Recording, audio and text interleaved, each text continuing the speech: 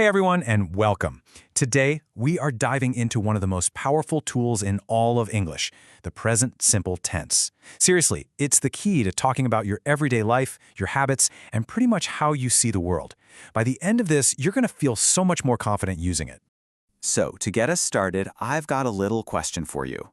What do these next few sentences all have in common? Take a look and really think about what's going on in each one. Did you get it? If you guessed that they all use the present simple tense, you absolutely nailed it. And what this really shows us is just how flexible this tense is, right? We use it for opinions, hobbies, and just straight-up facts. Okay, so here's our game plan. We're going to start with what the present simple even is. Then we'll look at how to build it, figure out the perfect time to use it, go over some pro tips that'll make you sound supernatural, and then it's your turn to practice. All right, first things first, what is the present simple, really? You know, even though it has the word present in the name, it's actually less about what's happening right this second and more about the things that are always true in your world. So here it is. The present simple is all about stuff that's consistent. Think of it as the tense for habits and facts. It's not for that thing you're doing at this very moment, but for things that happen over and over, things that are true, or situations that feel pretty permanent. So now we know what it is, but how do we actually put it together? Let's get into the mechanics and look at the actual blueprint for building a sentence. Okay, take a look at this. This is basically our cheat sheet. It shows us the core structure, the form. It seems pretty simple at first, but there's one little detail in there that is so important to get right. You see how the verb changes? For I, you, we, and they, it's easy. You just use the basic verb, like play. And this is the key part. For he, she, or it, you got to add that S. Same thing with negatives. We bring in our little helper verbs, do and does. So we say, I don't play, but he doesn't play. Listen, if you take away only one thing from this whole explainer, please let it be this. This is the big one. For he, she, and it, you have to add that S to the verb in a positive sentence. It's easily the most common mistake people make, and now you know exactly how to avoid it.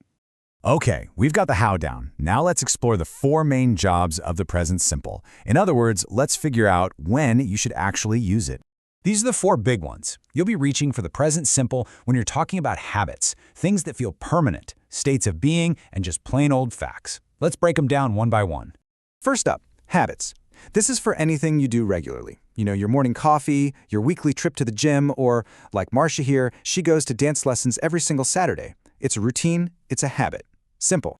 Next, we use it for situations that feel permanent, or at least kind of long-term, like where someone lives or what they do for work. Does Dan work at the cinema? His job is a stable part of his life, so present simple it is. Okay, the third job is for describing states, not actions. This is all about your opinions, your feelings, your beliefs. When you say, I like the new James Bond film, you're not doing an action, you're describing a state of mind, an internal feeling. And the last one is for general truths. We're talking about facts, things that are just true. The sun rises in the east. Water boils. You play chess with 32 pieces. It's a rule. It's a fact. It's the present simple. All right, you've totally got the basics down. Now it's time for a few pro tips that are going to help you level up and make your English sound way more natural. These little words and phrases are going to be your best friends when you use the present simple. They're called adverbs of frequency, and they're basically signal words. They tell us how often something happens. If you find yourself using always, often, or every week, that's a huge clue that you should be using the present simple. So where do these words go? Well, the main rule is pretty simple. They go right before the main verb. So you don't say, I play often football. Nope, it's I often play football. It's a tiny detail, but it makes all the difference. But English, there's always an exception, right? And this one's a biggie. For the verb to be, so the words am, is, and are, the adverb actually comes after it. So you'd say, I am often late, not I often am late. Getting this right will make you sound so much more fluent.